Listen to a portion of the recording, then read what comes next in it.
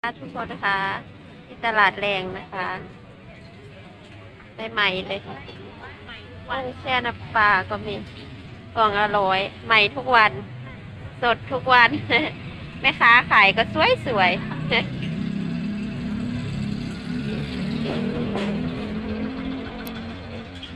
ดีต้อนรับทุกท่านเข้าสู่ช่องรจนาพาเลาะรีวิววันนี้จะพาทุกคนมารีวิวตลาดแรงนะคะมาหาอะไรกินกันเด้อไอ้สุดหล่อ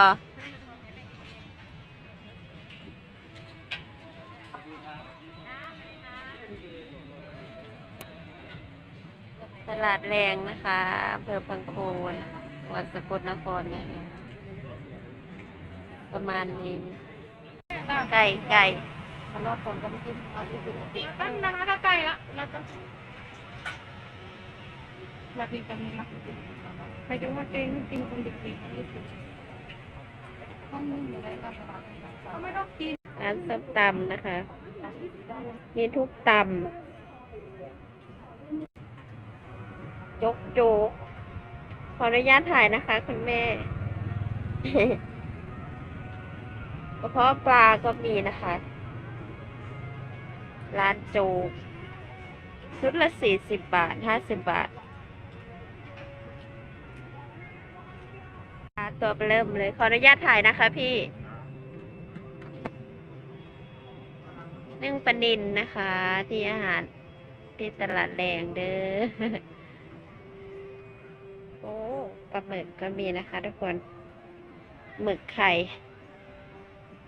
เจ้าดังเจ้าเดิมที่อำเภอพังโคนนะคะ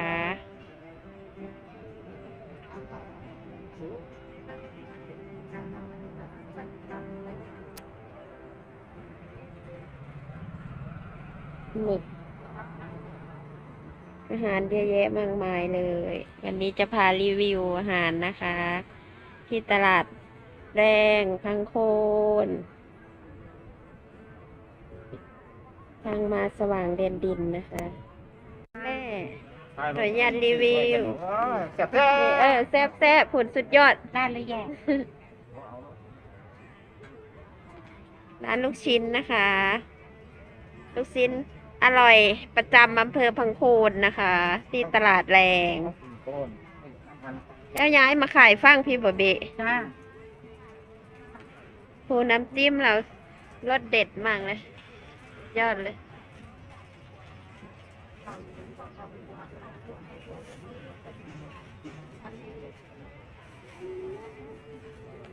ผักเน้นๆเลย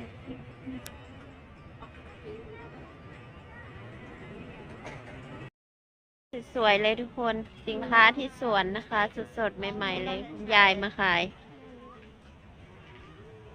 สวยมากสายงามพักยังเบะเนี่ยพักน้ำบ่เคยเห็นดิ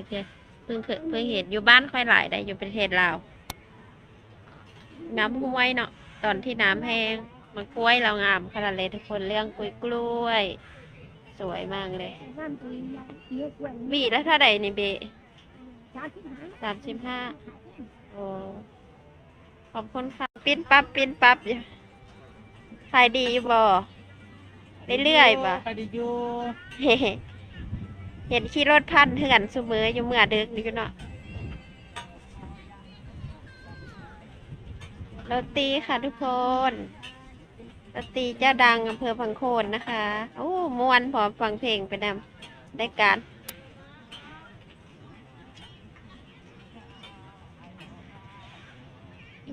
ปิ้นปั๊บเลยนะคะทุกคนผลไม้นะคะอาหารเพื่อสุขภาพบักล่าน้อยมาขาย มีข้าวแซ่บปะลูกบอกประมาณนี้นะคะ ตลาดแรงอำเภอพังโคนจังหวัดสกลนครคนกำลังคึกคักเลยนะ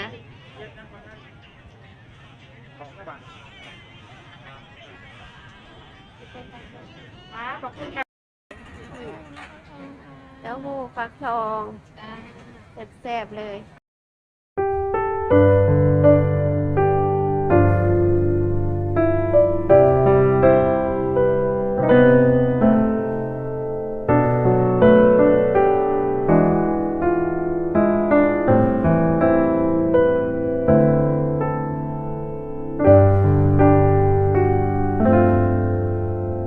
Thank you.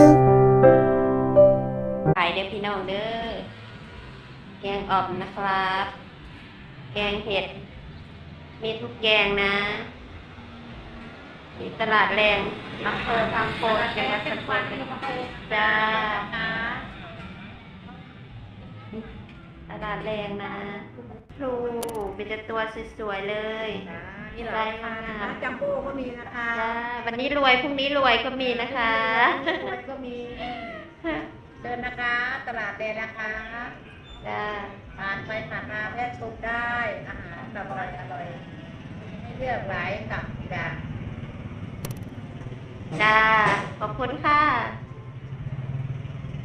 พี่น้องไก่ทอดนะครับ ใส่กบ น้องใหญ่50 บาท น้องเล็ก20เด้อมีค่ะที่คนรีวิวอาหารที่ตลาดแรงเทศบาลสาขา2นะครับทางมาสว่างแดนดินขายดีมากเลยคุกน้ำคุกมาล่าด้วยนะคะ น่าทานมาก ไก่ต้มคุกนะคะ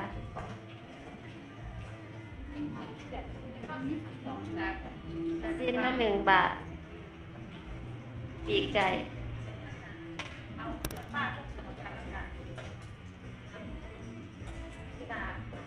อันจะมีเรื่องพี่น้องเด้อขออนุญาตถ่ายนะเบ๊ดอกหวานนะคะดอกหวานมีทุกอย่างทุกยี่ห้อนะคะดอกหวาน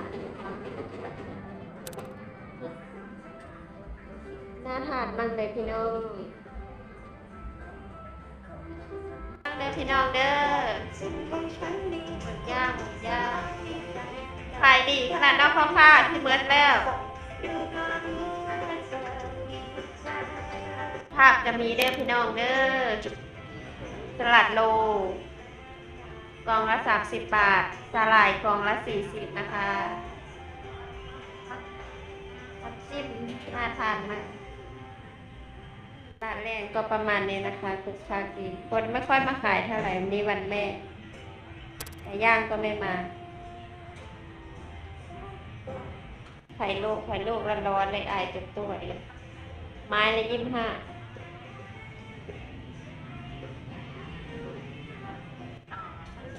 รสเด็ดนะคะ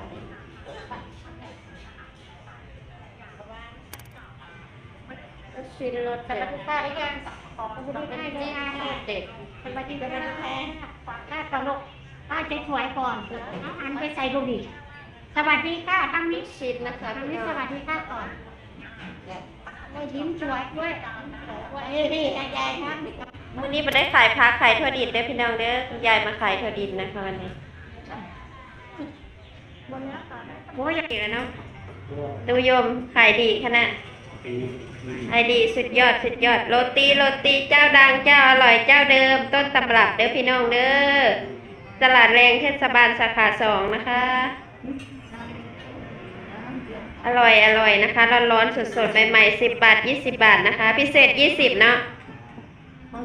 ธรรมดา10 บาทโรตีสดๆกรอบๆอร่อยหวานมันนะคะหวานน้อยก็ได้หวานเยอะก็ได้ขายดีมากคนจองจนหมดแล้ว โรตีปลาหม้อยวนจะมีเด้อจ้า ธรรมดา35 200ค่ะ จ้า ค่ะ10ค่ะ โอเค ครับ จ้าขอบคุณค่ะใส่กรอกจ้า10 บาททุกอย่างถูกมากเลยพี่น้องคนสวยขายนะคะขายนะคะคุณแม่ห่อหมกอร่อยที่สุดนะคะสดๆใหม่ๆร้อนๆเลย มีทุกหมกนะคะ หมกละ50 บาทบ่เบ๊ะ30บ่30เด้อพี่น้องเด้อใหญ่มาเริ่มเลยกินทั้งครอบครัวเลยอร่อยมากสดๆใหม่ๆร้อนๆเลยนะคะ แกงหน่อไม้ก็มีแกงหน่อไม้ส้มออมขี้เหล็กเนาะมีทุกร้อนๆเลย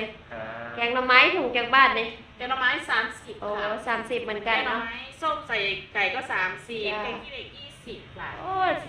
20 บาทได้เยอะมากเลยพี่น้อง เยอะมาก เยอะมาก แล้วก็เท่าเดิมจ้ะ จุกๆเลย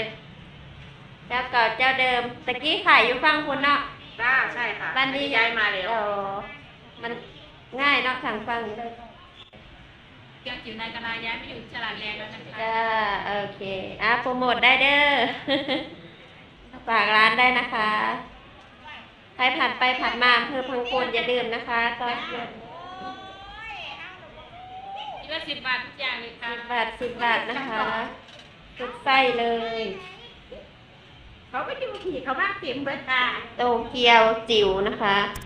ไม่ก็ไม่ได้มากแต่ว่าไม่ได้ อะไรสวยมาก มาอะไรไหว้แม่นะคะ 60 บาท ไหว้แม่60 บาทนะคะ มาลัยสวยมากเลย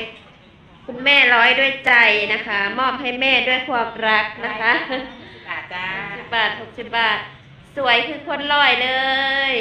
อยากดูว่าสวยแค่ไหนต้องดูคนร้อยนะคะ สวยมากเลยปานีตขนาดนะเบียเนาะเบียร้อยปานีตขนาดไม่มีซ้ำเลย ค่ะทำด้วยใจ ทำด้วยใจส่งมอบด้วยความรักนะคะ ทุกคน นี่พอค่ะ อันนี้30 ตัวนี้ดิ อันนี้60ค่ะ สวยนะคนสวย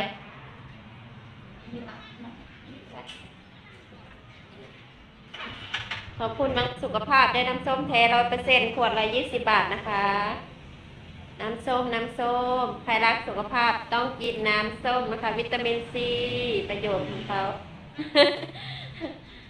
ขนมกับมีเดอร์โรตีกรอบนะคะน้องเด้องามขนาดสวยมากเลยทำปานีตมากมาลัยไหว้แม่ สวยมากหอมด้วยดอกมะลิ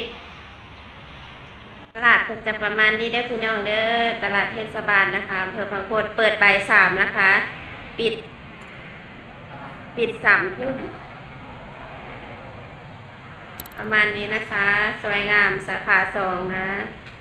ขอบคุณที่รับชมค่ะฝากช่องรัชนาพาเลาะด้วยนะคะรัชนาพาเลาะรีวิวฝากกดไลค์กดแชร์กดซับให้น้องด้วยเด้อทุกไลค์ทุกแชร์ของท่านคือกำลังใจของน้องค่ะที่ชมได้ขออภัยสั่นนะคะมือไม่นิ่งเด้อพี่น้องเด้อนี่มาอะไรอ่ะมาอะไรดอกดาวเรืองนะคะชีวิตจะได้รุ่งเรืองหวดข้าวก็มีกระติบข้าวก็มีนะคะกระติบข้าวก็มีผลไม้รวมเลยนะคะเงาะส้มองุ่นนะคะบ๊ายบายนะคะ เจอกันใหม่คลิปหน้าและคลิปต่อๆไปค่ะ Thank you.